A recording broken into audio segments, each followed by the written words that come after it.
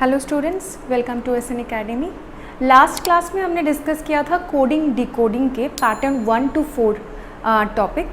आज हम डिस्कस करेंगे पैटर्न 5 एंड पैटर्न 6। तो जहाँ पे आपको बहुत ही IBPS प्रिलिमिनरी एग्ज़ाम में जो कोडिंग डिकोडिंग के क्वेश्चंस आते हैं तो वहाँ से वो हम डिस्कस करेंगे। हम प्रीवियस पेपर के क्वेश्चंस यहाँ पे डिस्कस करेंगे और साथ ही साथ जो एक्सपेक्टेड पैटर्न है उसके बारे में भी हम डिस्कस करेंगे। सो पहला पैटर्न देखते हैं, पैटर्न 5। यहाँ पे जो मैंने क्वेश्चन लिया हुआ है वो प्रीवियस क्लास के तरह ही कॉलम 1 और कॉलम 2 में गिवन है। तो यहाँ पे कुछ कोड कुछ वर्ड्स हैं जिनके अकॉर्डिंग कोड्स गिवन है। तो इसी टेबल से मुझे 5 क्वेश्चन का आंसर करना है। तो मैंने लास्ट क्लास में डिस्कस किया था, मुझे एलिमिनेशन मेथड और कनेक्शन मेथड यूज़ करना है। सो पहला देखते हैं। पहले क्वेश्चन में बोला गया है what is the code for LIT। तो पहला काम है मुझे ढूंढना है कि 4 लाइन में LIT कहाँ पे है। बहुत सारे बच्चे क्या करते हैं, हर एक वर्ड को डिकोड करने की कोशिश करते हैं। बहुत ज़्यादा टाइम ले लेता है अगर हम इस पैटर्न में काम करें तो, क्योंकि हमें कम टाइम में सही आंसर निकालना है। तो पैटर्न ये होना चाहिए कि पहले आप क्वेश्चन देखो, क्वेश्चन में क्या पूछ रहा है और उसी चीज़ को आपने टेबल से ढूंढना है। सो LIT को मुझे पहले डिकोड करना है। तो LIT मुझे पहले लाइन में एक जगह पे दिख गया, नेक्स्ट LIT और कहीं पे नहीं दिख रहा। तो उसके लिए जो भी कोड गिवन है वो सिर्फ यहीं पे मिलेगा। ऐसा एक कोड जो कि नेक्स्ट जो 3 रो है वहाँ पे नहीं मिलेगा, क्योंकि LIT सिर्फ इसी लाइन में है तो उसका कोड भी सिर्फ इसी लाइन में होगा, कहीं और हो ही नहीं सकता। तो देखते हैं हम BRPD। तो D यहाँ पे ऑलरेडी है, अच्छा तो D तो नहीं हो सकता, D रिपीटेड है। P यहाँ पे है तो P भी नहीं हो सकता। R यहाँ पे है तो RPD, ये तीनों ही पॉसिबल नहीं है।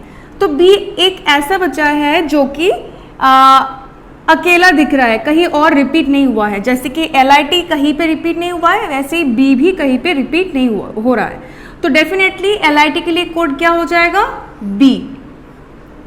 Next, what is the code for TIT।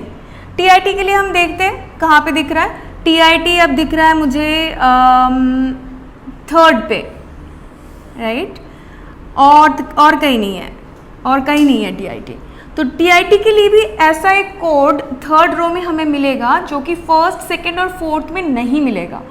तो ऐसा सीधा आप यहाँ पे पहले देखो तो WVPX, P तो ऑलरेडी दिख रहा है, X हाँ यहाँ पे दिख रहा है और V यहाँ पे दिख रहा है। तो W एक ऐसा मिला जो कि कहीं और रिपीट नहीं है। तो डेफिनेटली TIT का कोड जो है वो क्या हो जाएगा, W। Next RIT first line में नहीं है, सेकेंड लाइन में नहीं है, 3rd लाइन में हाँ यहाँ पे दिख रहा है, 4th लाइन में लास्ट में दिख रहा है, मतलब ये रिपीटेड है। 3rd लाइन में और 4th लाइन में RIT रिपीट हुआ है तो उसका कोड जो है वो भी यहाँ पे रिपीट होगा। बट जब भी ऐसा कंडीशन हो तो आप पहले चेक करो कि इस लाइन में और इस लाइन में RIT को छोड़ के और कोई वर्ड रिपीट हुआ है कि नहीं। तो डेफिनेटली कोड भी रिपीट होगा, तो वहाँ पे कन्फ्यूजन का कोई चांस ही नहीं होगा। तो आप पहले चेक करो कि RIT के अलावा कोई और चीज़ है जो कि रिपीटेड है। यहाँ पे है BIT, GIT, TIT। तो यहाँ पे है BIT नहीं है, GIT भी नहीं है और TIT भी नहीं है। तो सिर्फ एक ही वर्ड है जो कि रिपीटेड है, तो फिर यहाँ पे भी एक ही कोड होगा जो कि रिपीटेड होगा। तो यहाँ पे दिख रहा है X, यहाँ पे भी X जो कि रिपीटेड है। तो डेफिनेटली RIT का कोड क्या हो जाएगा, X।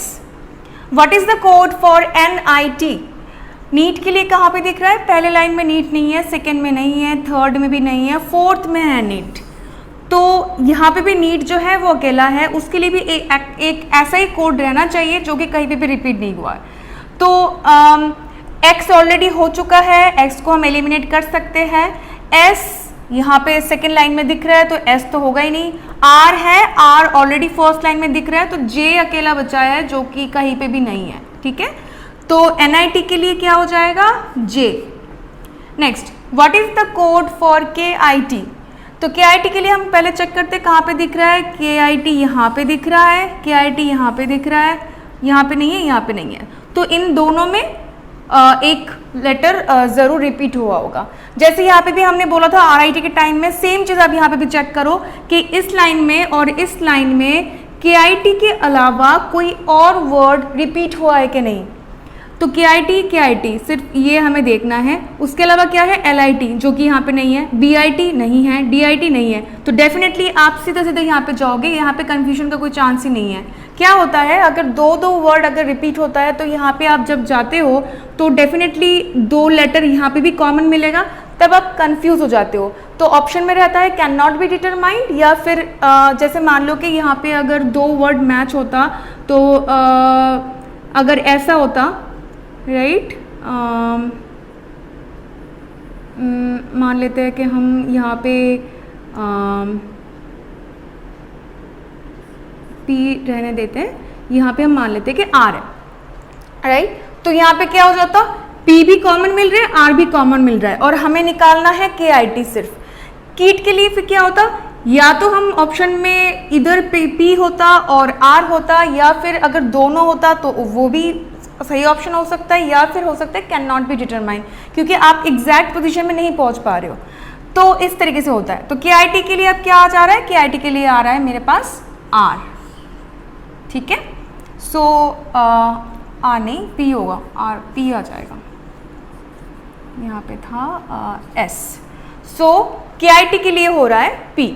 तो इस तरीके से ये जो क्वेश्चंस होता है बहुत ही इजी है। तो यहाँ पे हमने क्या फर्स्ट जो हमने किया वो है एलिमिनेशन करना, जो बहुत फास्ट हो जाता है, और सेकंड थिंग है कनेक्शन बनाना, कि आप पहले देखो कि 2 लाइन में क्या क्या कनेक्ट हो रहा है, और अगर हो जाता है जैसे कि यहाँ पे B हो चुका है, जैसे B हो जाता है आप B को एलिमिनेट कर दो कि ये आप किसी भी चीज़ के लिए और कंसिडर नहीं करेंगे।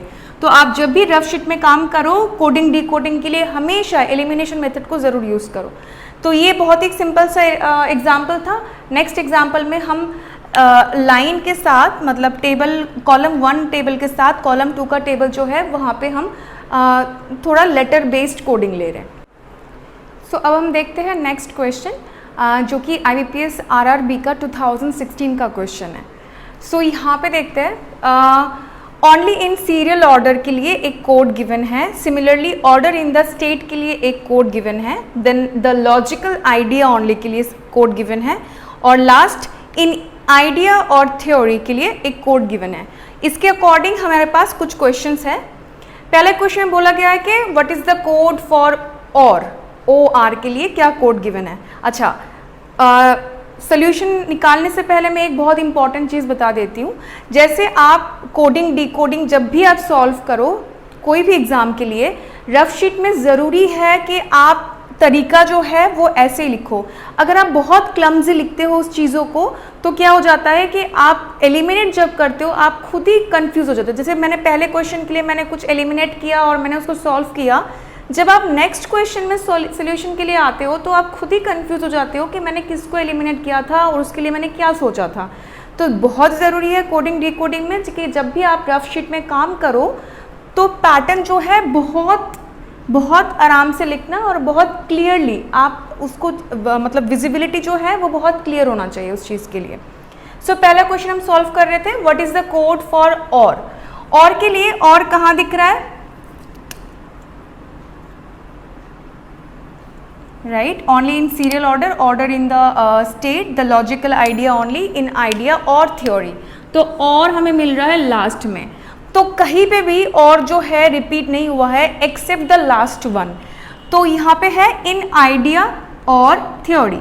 तो मैंने जैसे लास्ट क्वेश्चन में हमने बोला था कि कोई भी वर्ड जिसका जो कहीं पे भी रिपीट नहीं है उसके लिए ऐसा ही कोड उसके लिए गिवन होगा जो कि और कहीं पे नहीं हो। तो हम सीधे देखते हैं ZT जो BKPU, ठीक है। तो यहाँ पे अगर मैं देखूँ तो जो ऑलरेडी है तो जो तो नहीं हो सकता, ZT ZT कहीं पे है नहीं है, तो अभी हम इसको रखते हैं, BK को चेक करते हैं, BK कहीं पे है, BK भी नहीं है, और PU यहाँ पे दिख रहा है, तो PU यहाँ पे भी दिख रहा है और यहाँ पे भी दिख रहा है। तो ZT और BK, एक बार BK को दोबारा चेक करते हैं, नहीं BK कहीं पे नहीं है, तो या तो ZT होगा या तो BK होगा। तो ऑप्शन में हम जाएंगे इसके लिए क्या, या तो ZT या तो BK। इसका मतलब ये होता है कि और के अलावा ऐसा और एक वर्ड इस लाइन में है जो कि कहीं पे नहीं है। दिस इज द रीजन कि हमारे पास दो कोड मिला है। ZT और BK ऐसे दो कोड है जो कि सिर्फ इस लाइन में है और कहीं पे नहीं है। इसका मतलब इसके अकॉर्डिंग जो वर्ड गिवन है लास्ट लाइन में वो भी कहीं पे नहीं होना चाहिए।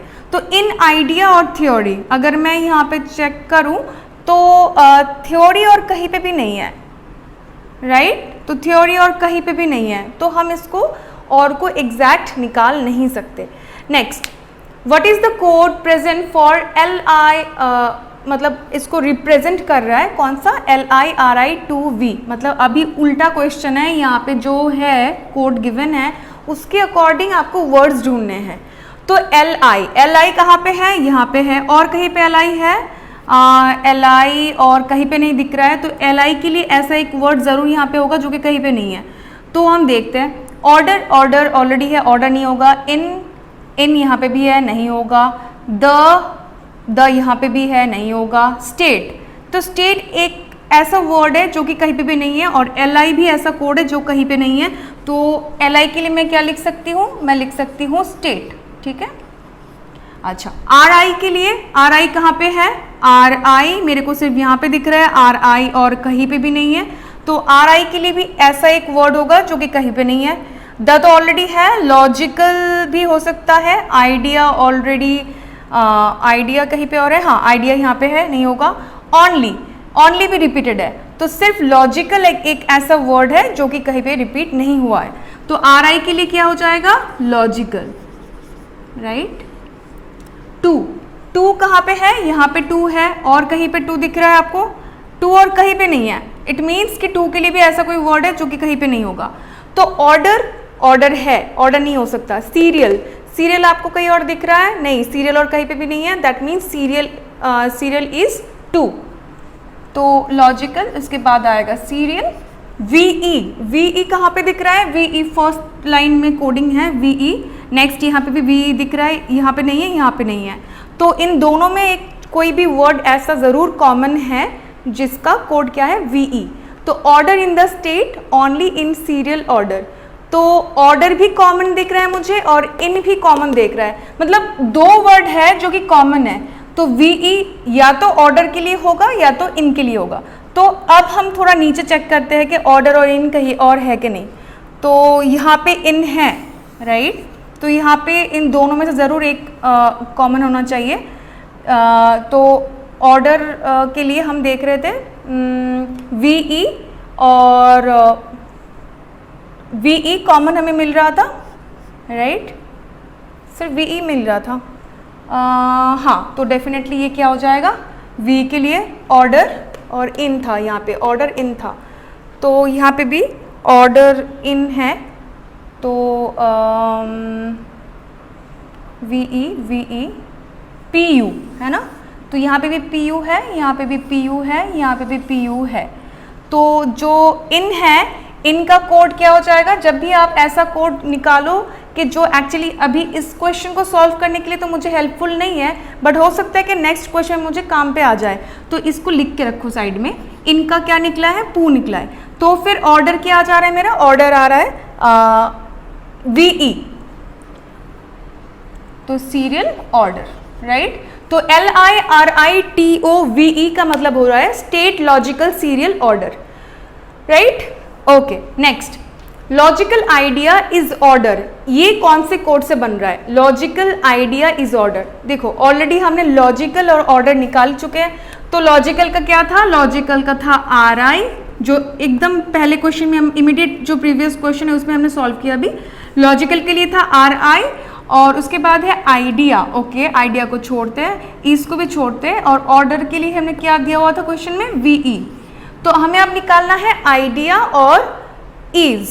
तो आइडिया कहाँ पे दिख रहा है? यहाँ पे आइडिया यहाँ पे आ रहा है, और आइडिया यहाँ पे आ रहा है। तो द लॉजिकल आइडिया ओनली, और यहाँ पे है इन आइडिया और थ्योरी। तो सिर्फ आइडिया ही इन दोनों लाइन में सिर्फ आइडिया ही कॉमन है, तो कोड भी एक ही कॉमन मिलेगा। तो सुनारी जो, और यहाँ पे जो, तो जो होगा आइडिया के लिए। तो आइडिया के लिए आ रहा है मेरा जो। अब निकालना है मुझे इज। इज कहाँ पे है, इज सिर्फ इज कहीं पे दिख रहा है, सो इज कहीं पे भी नहीं दिख रहा मुझे, only in serial order, order in the state, the logical idea only in idea और थ्योरी। जब ऐसा कोई क्वेश्चन हो जहाँ पे आपको ऐसा 4 वर्ड्स में से एक वर्ड ऐसा हो जिसका कोड यहाँ पे गिवन नहीं है, तो आपके पास 5 ऑप्शंस होते हैं, वहाँ में से 4 ऑप्शन या 3 ऑप्शन ऐसे होंगे जिसमें 3 करेक्ट ऑप्शंस रहेंगे और जो वर्ड है जैसे कि यहाँ पे इज है जो कि यहाँ पे गिवन नहीं है, उसके लिए कोई ऐसा कोड दिया हो जो कि यहाँ पे पूरे क्वेश्चन में कहीं पे रिपीट नहीं है। फॉर एग्जाम्पल अगर मैं बोलती हूँ AN, ऑप्शन अगर होता RIJOANVE, तो मैं उसको टिक करती, क्यों? क्योंकि AN जो गिवन है वो कहीं पे नहीं है, जो सब दिया हुआ है उसमें कहीं पे भी नहीं है। AN को छोड़ के बाकी 3 जो है वो एक्चुअल बैठ रहा है, लॉजिकल के लिए RI, आइडिया के लिए JO, ऑर्डर के लिए VE। तो डेफिनेटली अगर कोई अननोन वर्ड आपको मिलता है जो कि क्वेश्चन से नहीं उठाया गया है, उसके लिए एक अननोन ही कोड गिवन है, तो आप उसको टिक कर सकते हो। या फिर अगर बिल्कुल भी 4 ऑप्शंस ऐसे हो जहाँ पे कि 3 तो उसके लिए है और एक जो है वो यही से उठा रहा है, या हो सकता है कि ओनली का बिठा दिया, हो सकता है द का बिठा दिया जो एग्जैक्टली उसका कोड हो, तो उस कंडीशन में आपको नन ऑफ दिस करना है। So this is very important, ठीक है। Next, what is the code for only? Okay, only के लिए हम यहाँ पे एक ओनली है, फिर यहाँ पे भी ओनली है, तो इन दोनों लाइन को कंपेयर करते हैं। तो only in serial order, the logical idea only, तो सिर्फ एक ही वर्ड कॉमन है, दैट इज ओनली, तो कोड भी सेम एक ही मिलना चाहिए। तो दोनों में अगर मैं कंपेयर करूं तो मेरे को सिर्फ ना दिख रहा है, NA, जो कि कॉमन है, तो ओनली का कोड होगा ना, NA। थ्योरी, थ्योरी का हम चेक करते हैं। तो एकदम जब हम पहला क्वेश्चन सॉल्व कर रहे थे वहाँ पे भी हमारे पास क्वेश्चन था what is the code for और, लास्ट लाइन में था इन आइडिया और थ्योरी, तो हमने बोला था और के लिए या तो ZT होगा या तो BK होगा, क्योंकि और कहीं और रिपीट नहीं हुआ है, और इस लाइन में 2 चीज़ ऐसा है जो कि कहीं पे रिपीट नहीं हुआ है, तो वो 2 वर्ड थे और एंड थ्योरी।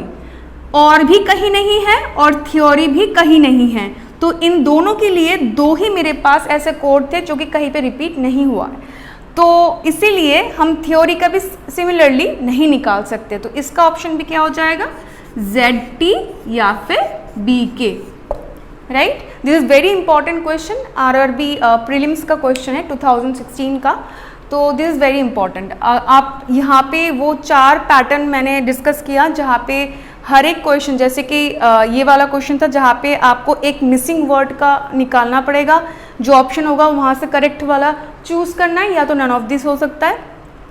नेक्स्ट है कैन नॉट बी डिटरमाइंड वाला सिचुएशन, जहाँ पे एक वर्ड के लिए आपके पास 2 कोड होंगे और आप डिसाइड नहीं कर पाते हो कि इसके लिए ये है कि वो होगा, तो इन दैट सिचुएशन आपको कैन नॉट बी डिटरमाइंड या फिर नन ऑफ दिस का ऑप्शन लेना पड़ेगा, राइट। तो ये था एक पैटर्न। इसी पैटर्न में हम एक और क्वेश्चन सॉल्व करते हैं।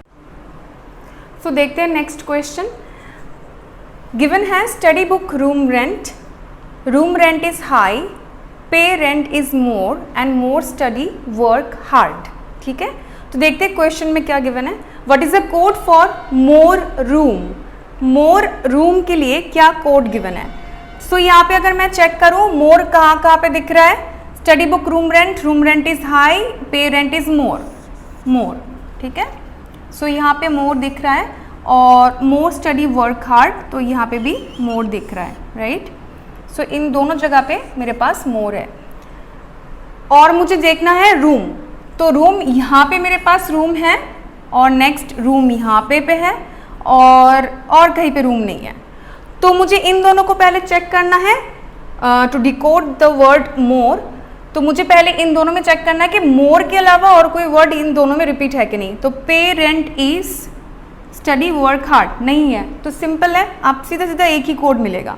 तो मैंने ऑलरेडी डिकोड किया यहाँ पे कि ME दिख रहा है दोनों जगह पे, जो कि दोनों जगह पे अवेलेबल है और दोनों जगह पे मोर ही है जो कि कॉमन वर्ड है।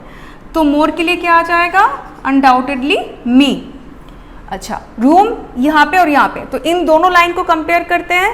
Study book rent, rent is high, तो दो वर्ड है जो कि कॉमन है, यहाँ पे भी रूम रेंट है, यहाँ पे भी रूम रेंट है, तो दो कोड भी सिमिलर होना चाहिए। तो क्या क्या मिल रहा है यहाँ पे, आर एम आर टी, तो आर एम आर टी ये दोनों मैच कर रहा है।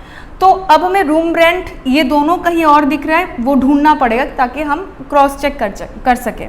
तो यहाँ पे थर्ड लाइन में रेंट है, तो रेंट पे देखते हैं आर एम आर टी में क्या है, तो हाँ आर टी मिल चुका है, तो मैं साइड में लिख के रख रही हूँ क्योंकि ये बाद में काम आएगा। रेंट क्या है, आर टी, तो आर एम क्या हो गया, फॉर रूम, तो मोर रूम के लिए क्या आ रहा है, एम ई आर एम। इसमें अगर मैं एक चीज़ और डिकोड कर सकती हूँ, पहला क्वेश्चन सॉल्व करने के बाद ही आपको बिल्कुल आइडिया हो जाता है कि यहाँ पे और क्या लॉजिक चल सकता है। तो मोर रूम में अगर आप चेक करो तो मोर जो वर्ड है वो शुरू होता है, इनिशियल है एम और एंड हो रहा है ई से, और रूम जो है उस आर से शुरू हो रहा है और एम से ख़त्म हो रहा है। After decoding this two words मुझे मिल रहा है कि मोर के लिए वो कोड निकला है एम ई और रूम के लिए निकला है आर एम। इट मीन्स जो कोड गिवन है वो इनिशियल और लास्ट का वो दोनों मैच करा के वो कोड दिया गया है। तो ये एक हिंट है। नेक्स्ट क्वेश्चन हम सॉल्व करेंगे, अगर वहाँ पे भी वो लॉजिक चल जाता है तो डेफिनेटली बाकी सारा निकालना बहुत ईजी हो जाएगा। वर्क इज़ हार्ड होना चाहिए डब्ल्यू के, राइट। तो देखते हैं कहाँ पे है work, study book room rent is high, pay rent is more study work hard, work मिल गया यहाँ पे, तो डब्ल्यू के होना चाहिए। हाँ, इस लाइन में डब्ल्यू के है, तो डेफिनेटली वर्क हार्ड के लिए क्या हो जाएगा, पहला वर्ड जो होगा वो डब्ल्यू के आ जाएगा, ठीक है। एंड ईज कहाँ पे दिख रहा है, ईज यहाँ पे दिख रहा है, ईज यहाँ पे दिख रहा है, इन दोनों जगह पे ईज है, राइट, सेकेंड और थर्ड लाइन में। और सेकेंड और थर्ड लाइन में एक चीज़ और कॉमन मिला था, वो था रेंट, तो मैं रेंट को ऑलरेडी यहाँ पे कैंसिल कर रही हूँ, रेंट आर टी, क्योंकि ये ऑलरेडी मैंने डिकोड कर चुकी हूँ, एलिमिनेट हो गया। तो रूम इज़ हाई, पे इज़ मोर, ईज ही बचा है जो कि दोनों जगह पे कॉमन है, और कोड क्या है उसके लिए मैं देख रही हूँ, एस आई दोनों जगह पे कॉमन है, तो डब्ल्यू के फिर उसके बाद हो जाएगा एस आई, ठीक है। उसके बाद है हार्ड, तो हार्ड कहाँ पे दिख रहा है, होना चाहिए एच और डी, तो फोर्थ में दिख रहा है हार्ड और उसके लिए कोड है एच डी। और एक बार क्रॉस चेक करते कि एच डी कहीं और पे है कि नहीं, क्योंकि हार्ड सिर्फ फोर्थ लाइन में ही है, तो थर्ड पे भी नहीं है, सेकेंड में भी नहीं है, फर्स्ट में भी नहीं है, तो डेफिनेटली हार्ड के लिए कोड क्या है, H D. So the line is W K S I H D for work is hard. Next, what is the code for D Y, D Y के लिए क्या, what is the code represent for the word D Y, ठीक है, D Y के लिए है। D Y कहाँ पे दिख रहा है, यहाँ पे लास्ट कोडिंग लाइन में मुझे डी आई दिख गया, यहाँ पे डी आई नहीं है, यहाँ पे भी डी वाई नहीं है, यहाँ पे भी डी वाई है, ठीक है। तो फर्स्ट लाइन और फोर्थ लाइन में एक कॉमन कोड मिला है जो है कि डी वाई।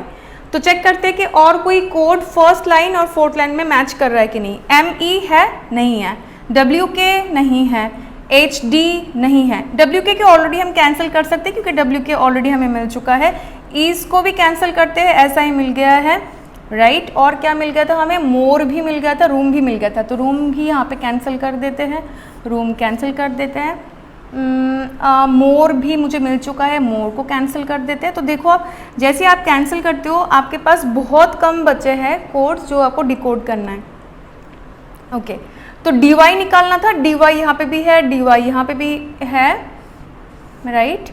तो स्टडी के लिए एक्चुअली डी वाई ही बचा है, अगर जब आप एलिमिनेट कर रहे हो ओनली स्टडी के लिए डी वाई बचा है, तो डेफिनेटली डी वाई के लिए क्या हो जाएगा, स्टडी, ठीक है।